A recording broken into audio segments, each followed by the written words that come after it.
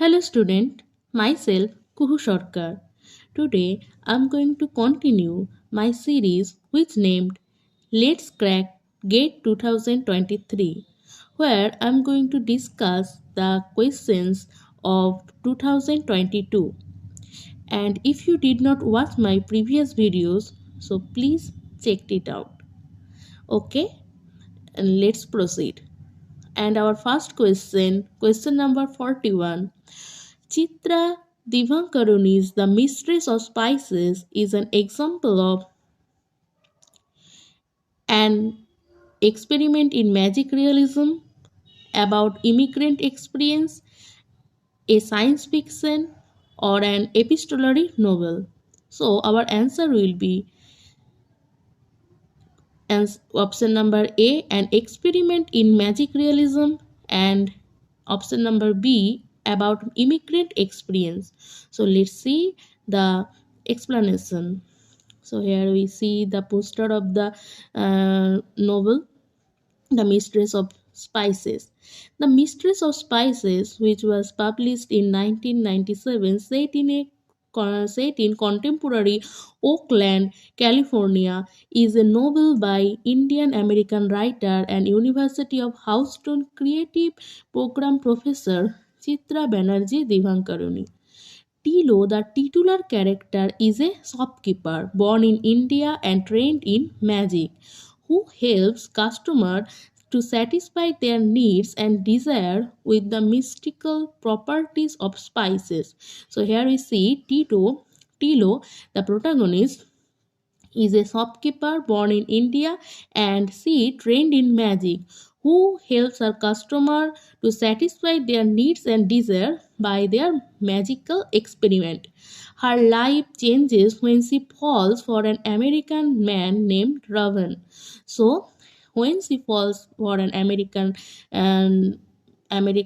man whose name was Raven, whom the book strongly implies is Native American. So Raven was a Native American.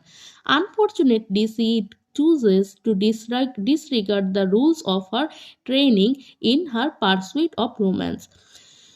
So here we see that she chooses to disregard the rules of magic to pursuit of romance, and her decision to seek out customers outside her shop, which results in the spices inflicting punishment on her and those she cares about. So when she disregards the rule, she have to punish. To save Ravan from being another victim of the spice's powerful magic, she decides to leave him after one last night where they make love. So she decides to leave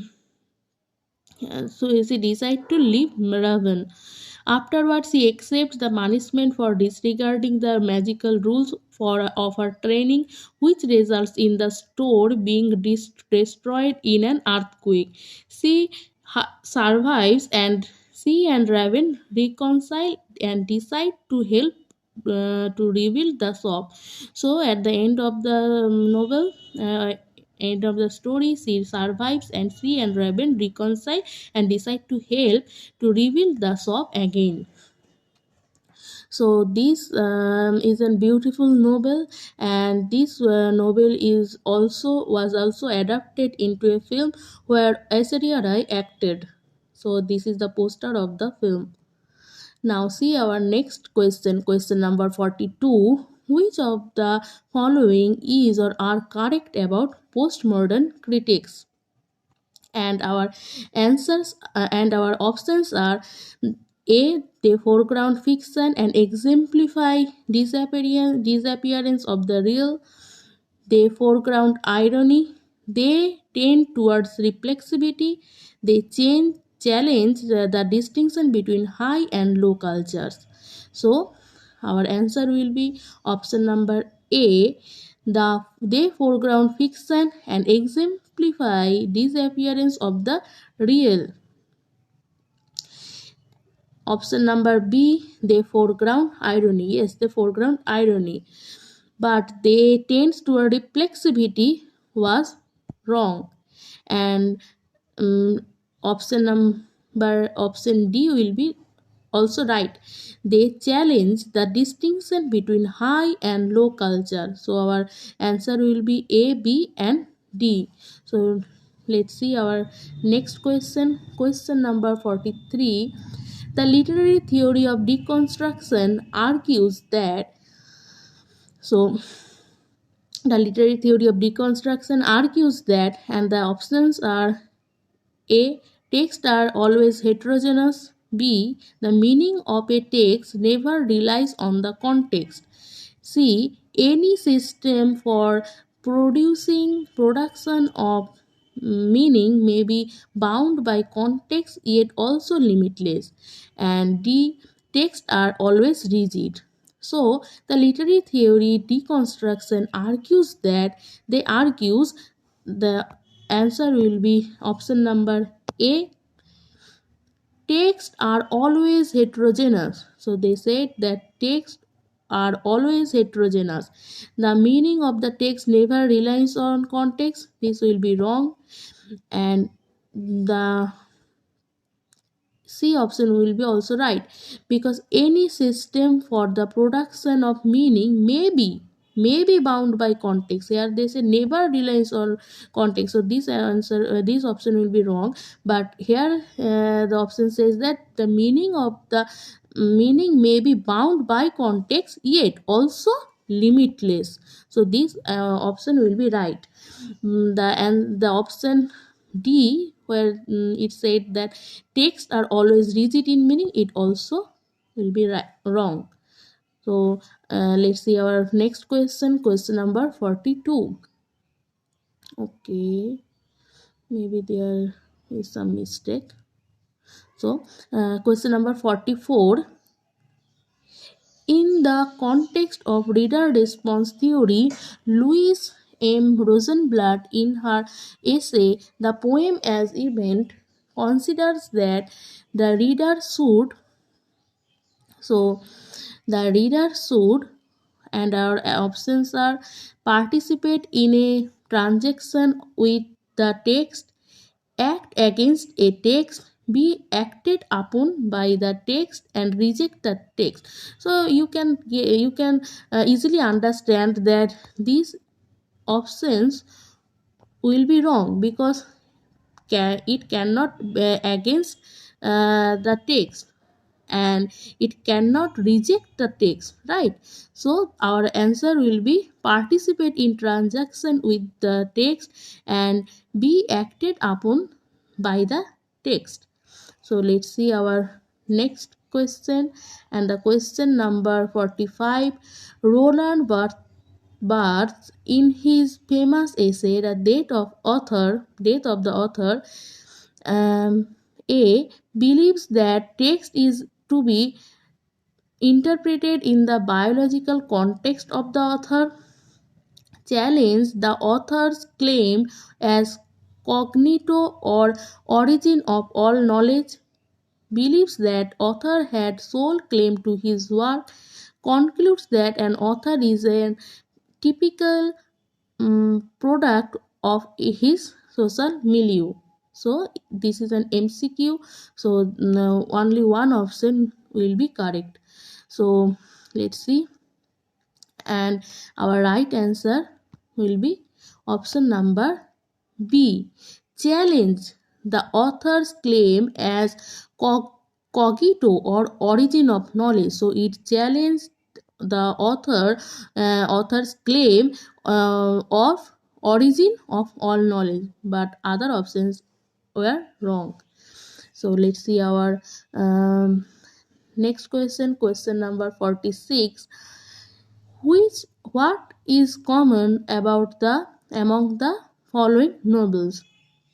So the novels are Cormac McCarthy's The Road, George Orwell 1884, Margaret Atwood's The Handmaid's Tale. So if you don't know the first novel, you will be know that George Orwell's 1984 and Margaret Atwood's Handmaid's Tale are very much famous for its dystopian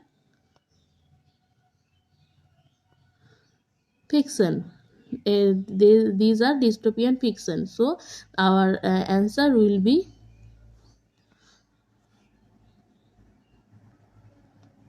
these are example of dystopian fiction. Cormac McCarthy's The Road, George Orwell's 1984 and Margaret Atwood's The Handmaid's Tale are the example of dystopian fiction. So let's see the explanation. The Road, Cormac McCarthy is a dystopian novel. Let's see the explanation. The Road is a 2006 post-apocalyptic novel. It's an post-apocalyptic novel by American writer Cormac McCarthy.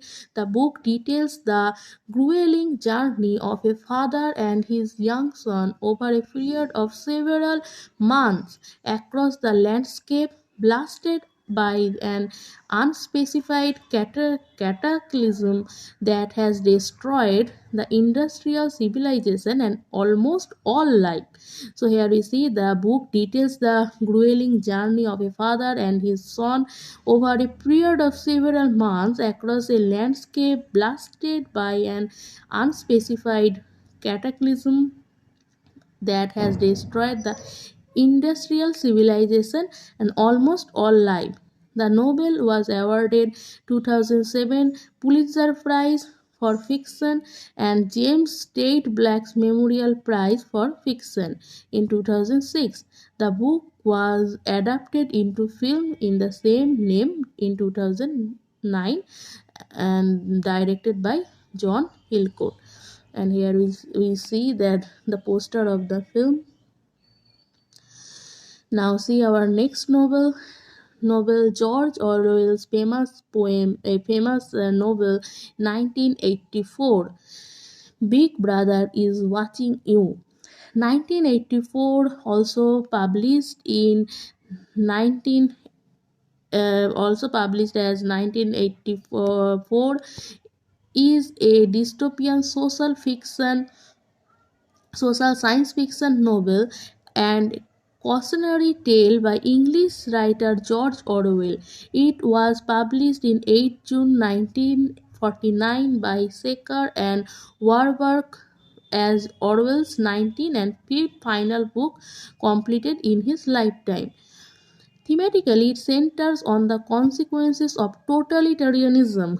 So, it focuses on the consequences of totalitarianism, mass surveillance, and repressive regimentation of people, behaviors within the society. Orwell, a democratic socialist, modeled the authoritarian state in the novel on Stalinist Russia and Nazi Germany. So it modeled on the authoritarian state on Stalinist Russia and Nazi Germany. More broadly, the novel examines the role of truth and facts within societies and the ways in which they can be manipulated. The story takes place in an imagined future in the year 1984 when much of the world is perpetual war. Great Britain, now known as Airstrip 1, has become a province of totalitarian superstate Oceania, which is led by Big Brother, a dictatorial leader supported by an intense cult personality manufactured by parties thought police. Through the Ministry of Truth and party engages omnipresent government surveillance and historical negationism and constant propaganda to persecute individuality and independent thinking. So here we see that these Nobel criticized the Nazi party and Stalinist party, and its criticized the constant propaganda which persecuted the individuality and independent thinking. The protagonist Winston Smith is a diligent mid-level worker at the Ministry of Truth who secretly hates the party and dreams of rebellion. So he wants to rebel, but he can't. He keeps forbidding diary and being in a begins a relationship with a colleague, Julia. So in this world you cannot go, be in a relationship with anyone. You have always have to obey the party rule.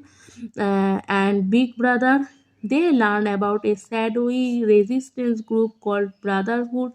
So they learn about a shadowy resistance called Brotherhood. However, their contact with Brotherhood turns out to be party's agent, and Smith is arrested. So Smith is arrested, and he is punished, and he is subjugated to months of psychological manipulation and torture by the Ministry of Love, and is released once he has come to love Big Brother. So he have to love the Big Brother. He have to obey the Big Brother. So this is a dystopian novel. So let's see the other novel. The other novel is Margaret Atwood's The Handmaid's Tale, and here is the poster. Now we see Handmaid's Tale is a futuristic dystopian novel by Canadian author Margaret Atwood, published in 1984. It is a near future New England in a patriarchal, totalitarian, theomic state known as the Republic of Gilead. So here the name of the state is Republic of Gilead, which has overthrown the United States government. Offred is the central character and narrator, and of one of the handmaids. So here the protagonist Offred is the central character, who is a handmaid. Who is handmaid? Handmaid is an woman who are forcibly assigned to produce children for the commanders who are ruling class in Gilead. So here handmaids are the women who are forcibly assigned to produce children. They produce children for the commanders who are ruling class in Gilead. The novel explores themes of subjugated women in patriarchal society, loss of female agency and individuality, suppression of women's reproductive rights, and the various means by which women resist and try the individuality and independence. So here also we see that they executed the individuality and independence of people. The title echoes the component parts of Geoffrey Chaucer's Canterbury Tales, which is series of connected stories like Merchant Tale, Parson's Tale. It also alludes the tradition of fairy tales, where central character tells her story. So it's also alludes to the tradition where we see that fairy tales the central character tells her story, but here the protagonist tell her story, and it is a sad story. It is a story of horror, right? So this is the end of our video. So if you like my explanation and the analysis, please like and comment. Don't forget to give your feedback in the comment box. Thank you.